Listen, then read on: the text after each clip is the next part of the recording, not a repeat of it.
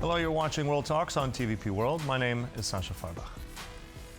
The Coalition of the Willing, an initiative bringing together 35 countries committed to supporting Ukraine militarily, kicked off their gathering in Paris Monday as leaders look to turn long-term political commitments into concrete security guarantees with the new anti-ballistic missile coalition, deeper defense cooperation, and tougher cyber sanctions on Russia, all on the agenda.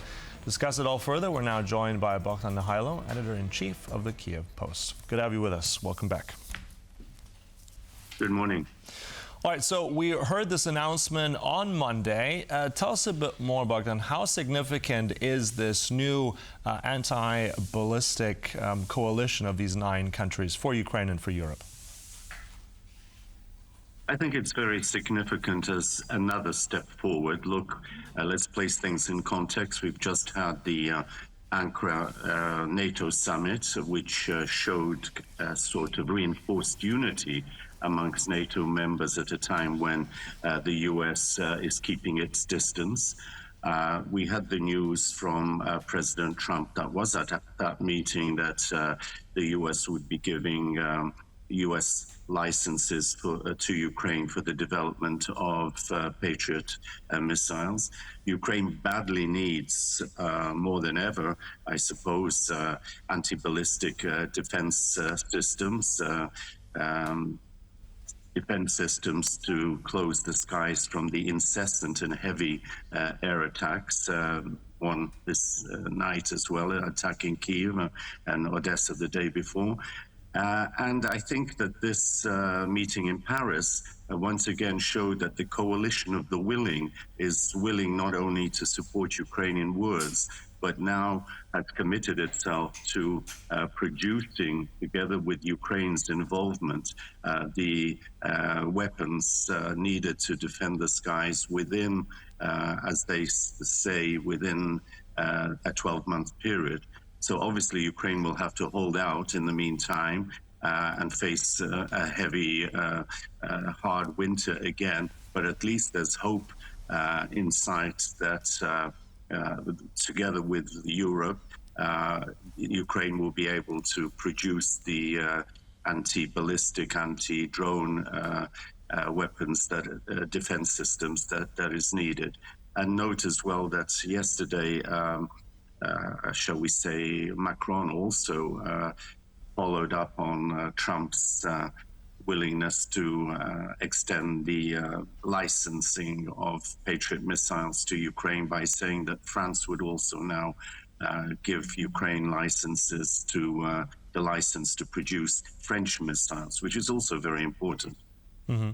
And also, I mean, what you've said, I mean, this comes from several pledges we've heard already that have come from Ankara at the NATO summit not that long ago, G7 before that. How much, let's say, groundwork was put together on those things for this kind of success from yesterday? How critical were those meetings leading up to this, you mind? As I said at the outset, I think, everything was basically preparatory beforehand, because this is yet another step. It's not the end of the process. It's another step in the right direction, bringing things together, the talk being translated into action. Other things were discussed as well, as you know, perhaps not as important for the moment, the preparation of a potential French-British expeditionary force to, shall we say, safeguard a ceasefire when and if we get to that point. So that's also important. I think what's also significant about yesterday is that for the moment, it's the coalition of the willing is backing Ukraine, but it's the Western part and the Scandinavian part that is has so far, in the statement produced yesterday, committed itself to producing, together with Ukraine, providing the financing and the technical expertise, together with the Ukrainian input based on its experience and development of the drone warfare angle. That it's them at the moment, and I think what we will wait to see is whether some of the other countries, but say, for example, Poland, which was represented in Paris, and the others will now buy into this joint potential air defense system for the entire continent, for Europe. Yeah, and that's also something we've discussed in the past as well. There are several ideas of a European air shield, sky shield, etc.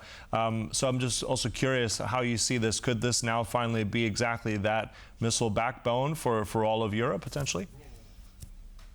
Yes, I think that's where we're heading, potentially.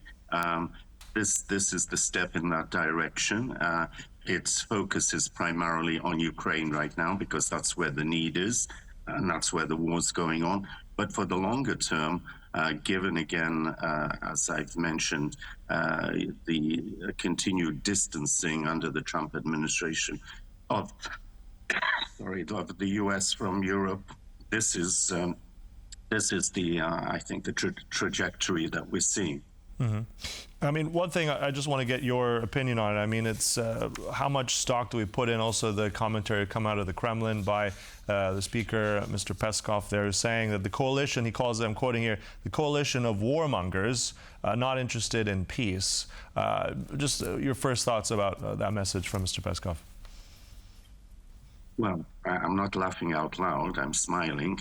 And I'll counter that by saying it's interesting that yesterday the UK and France also issued sanctions against Russia for its cyber warfare, which focused primarily on Poland recently. And that's an answer to, who is waging war, even if it's war by other means. Mm-hmm. And also by war of other means, we're looking also for a quick one at Brussels, at the European Union. Foreign ministers also meeting. They're discussing another 21st sanctions package, apparently with the most names ever, I think over 250 on that list. But it seems to have stalled at the moment. I mean, give us your take on that. I mean, will it be successful this time around? We have other holdups now. It's no longer Hungary. So where are we with this? Why is it stalling, you think? I think it's moving in the right direction, and I think, the Hungarian blockage has been removed. I'm sure the other issues, the other potential blockages are negotiable at this stage. From what we know, I think that the main target of a 21st round of sanctions would be on the Shadow Fleet again, Russia's Shadow Fleet. But, Ukraine is already doing things to speed the process up. I mean, in the last week or two, it's hit many Russian vessels in the Black Sea and Sea of Azov carrying oil, particularly to Crimea, which is beleaguered at the moment, cut off effectively as a result of successful Ukrainian drone strikes. Mm-hmm. And also, we mentioned it just earlier a little bit. I mean, there obviously needs to be a strong United States to support Ukraine. We'd had hints of President Trump a little bit more supportive as of late.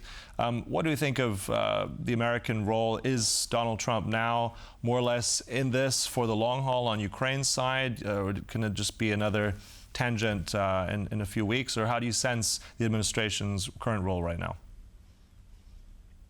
You never know with President Trump. He says one thing one day and he can say something completely the next day or just defer. We can only hope that he will live up to his latest promises.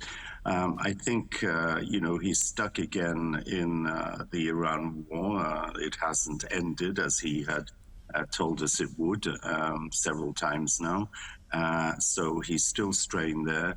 But on the other hand, pressure is mounting at home for him to live up to his words as regards to Ukraine, supporting Ukraine. And the fact that one of his closest allies, Senator Graham, just died 2 days ago unexpectedly, that's also putting pressure on him because Graham was was the strongest promoter of the pro-Ukraine line. And I suppose that at the funeral, at the farewell ceremonies, Trump will be under pressure to say, well, I will follow through on what Graham wanted me to do. Well, we will see how he reacts. But that could be also, shall we say, a prod in the right direction. And also, I mean, interesting, you mentioned there the senator that passed just a couple days ago. If we're also looking at with this missile defense, I mean, you still have a lot of attacks coming from Russia into Ukraine, civilians, infrastructure suffering. Where are we at this point in your mind, realistically, with any kind of negotiations? Do you see that on the horizon anywhere? I think at the moment Ukraine has the initiative, has regained the initiative, because though Ukrainian cities and citizens are suffering terribly, Ukraine is delivering very heavy blows within Russia and has very severely damaged the oil infrastructure, the oil refineries, and the delivery of petrol and needed stuff to the average, not only industry, but the average citizen in their cars and vehicles in Russia. So there are signs of growing discontent, frustration, anger that Putin's administration has allowed this to happen and seemingly cannot stop the Ukrainian attacks, which are significant, many hundreds in any one night, of drones with potentially missiles just around the corner. As Ukraine says, it's finalizing the development of long-range missiles too. So, you know, Ukraine has the upper hand, technically speaking, though it's still very much a war of attrition, stalemated still at this point. All right, so thanks for giving us the latest. Always a pleasure having you on. Bohdan Nahaylo there, editor-in-chief of the Kyiv Post. Thank you so much. Thank you. And thank you for watching World Talks, but do stay right here on TVP World for more news and commentary. Goodbye.